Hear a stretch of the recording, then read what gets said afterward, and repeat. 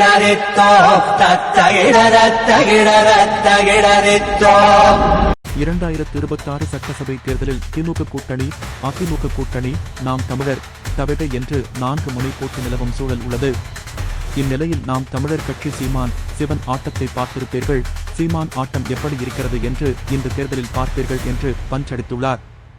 நாம் தமிழர் கட்சி ஒருங்கிணைப்பாளர் கடலூரில் செய்தியாளர்களை சந்தித்து பேசுகையில், இந்தியாவில் சிறந்த மருத்துவ மாணவர்களை தேர்ந்தெடுக்கும் நீட் தேர்வை அமெரிக்காவைச் சேர்ந்த நிறுவனம் நடத்துகிறது. ஒரு மாணவனுக்கான தேர்வை கூட நடத்த முடியவில்லை. நீங்கள் நாட்டுக்காக நல்ல தலைவரை எப்படி தேர்வு செய்வீர்கள்? நீட்தான் வழியென்றால் 11, 12 வகுப்பை தூக்கிவிடுங்கள், நேரடியாக நீட்டுக்கு படிக்கட்டும். 12ஆம் வகுப்பு தேர்வில் நல்ல மதிப்பெண் எடுப்பவர்களுக்கு கூட மருத்துவ கல்விக்கான இடம் கிடைப்பதில்லை. எதுவுமே உருப்படியாகவில்லை.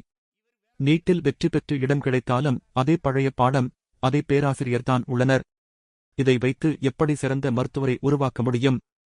எங்கள் பிள்ளைகள் மருத்துவம் படிக்கக்கூடாது. இந்தியாவிலேயே நீட் தேர்வுக்காக இத்தனை பேர் உயிரிழந்துள்ளனரா?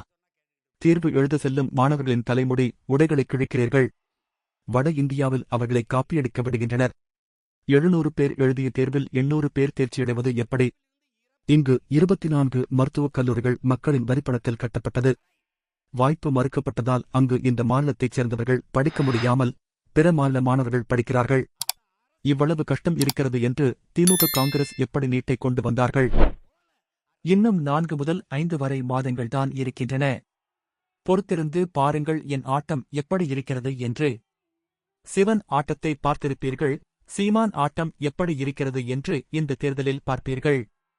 வேறு மாதிரியான விதிகள் மற்றும் நுட்பங்களை வகுத்து என் தாய் நாட்டை சொர்க்கமாக மாற்றுவேன்.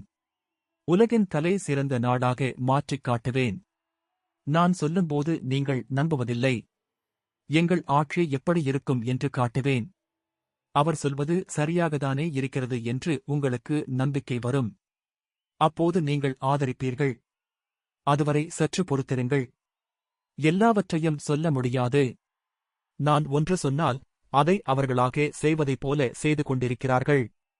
முதலில் உலகில் அன்பு சோலை என்ற ஒன்றை உருவாக்கியது எங்கள் தலைவர்தான். போர்களில் பிள்ளைகளை பறிகொடுத்து பெற்றோரை பாதுகாக்க அன்பு சோலை நிறுவப்பட்டது. அதன் பிறகு இங்கு நாங்கள் தேர்தலின் போது பிள்ளைகள் கைவிட்ட பெற்றோரை பராமரிக்க அன்பு சோலை நிறுவப்படும் என்று கூறினேன். இப்போது நிதிநிலை அறிக்கையில் இவர்கள் அன்பு சோலை அறிவித்துள்ளனர். இவ்வளவு காலமாக நீங்கள் என்ன செய்தீர்கள்? திடீரென்று நாங்கள் சொன்னபடி தமிழில் அரசாணை என்கிறீர்கள். கொஞ்சம் காத்திருங்கள். எல்லாவற்றிலும் நாடகம் ஆடுகிறார்கள். மக்களின் ஓட்டைத் தவிர ஆட்சியாளர்களுக்கு எதைப் பற்றியும் கவலை இல்லை என்றார்.